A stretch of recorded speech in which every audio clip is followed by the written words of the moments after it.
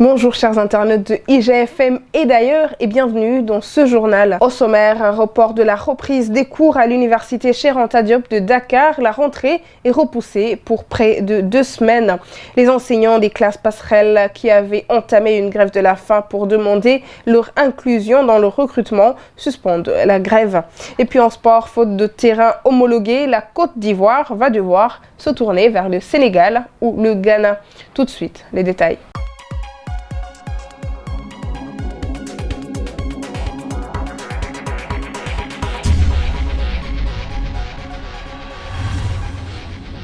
Les étudiants de l'université Cheikh Anta Diop de Dakar vont devoir attendre un peu. La reprise des enseignements a été reportée de près de 2 semaines. Ce ne sera plus le 4 octobre, mais plutôt le 18 octobre que les cours vont démarrer à l'UCAD. Le conseil restreint du université explique dans un document qu'outre la mise en place du protocole sanitaire, ce report permettra de finaliser dans de meilleures conditions de sécurité les travaux initiés au niveau du campus social.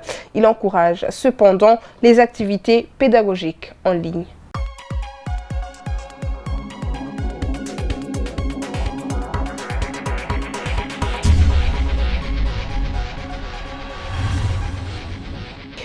Éducation toujours, les enseignants des classes passerelles qui demandaient leur inclusion dans le recrutement des 5000 enseignants étaient en grève de la faim depuis quelques jours.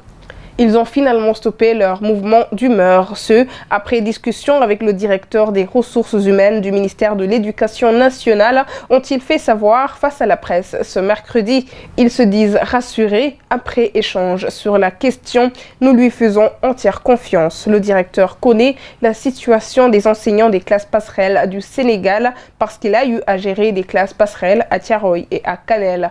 En conséquence, nous, enseignants des classes passerelles du Sénégal, avons décidé de suspendre notre grève de la faim que nous avions débuté depuis vendredi passé pour mettre à l'aise le directeur et toute son équipe, ont déclaré ces enseignants en conférence.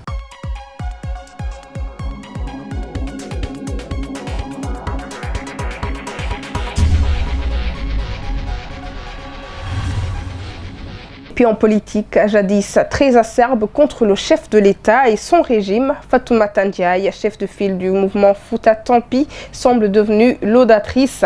Contre toute attente, elle fait à présent l'éloge des réalisations du chef de l'État dans leur contrée et ce n'est pas du tout au goût de certains membres de Fouta Tampi. Adamassi, secrétaire général du mouvement, lui a porté la réplique. Cette déclaration n'engage qu'elle. Nous, membres du mouvement Fouta Tampi, nous restons déterminés et engagés à continuer à porter le combat et faire le travail que nous avions démarré. Si elle a fait le choix de regagner le groupe présidentiel, cela n'engage qu'elle et c'est son choix. On reste dans Fouta Tampi et on continue le travail car on n'a vu aucune satisfaction de nos doléances sur toute l'étendue du Fouta.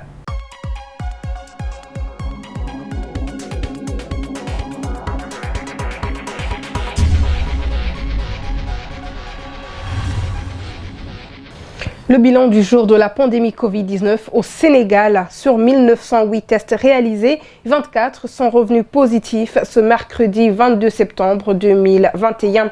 Il s'agit de 2 cas contacts et de 22 cas communautaires. Un décès supplémentaire a été déploré ce mardi. 377 patients ont été déclarés guéris et 11 cas graves sont en réanimation.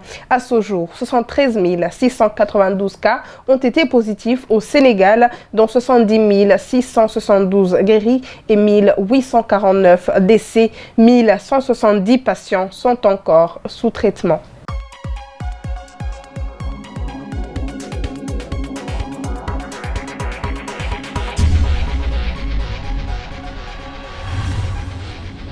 Pour clore, en sport, coup dur pour la Côte d'Ivoire en tête de leur groupe éliminatoire au Mondial 2022 avec 4 points au compteur. Après 2 journées, les éléphants ne pourront pas recevoir le Malawi le 6 octobre prochain au pays lors de la prochaine journée. En effet, le stade d'Ebimpe est indisponible pour cause de réfection de la pelouse et la Confédération africaine de football n'a pas homologué le stade de Yamoussoukro.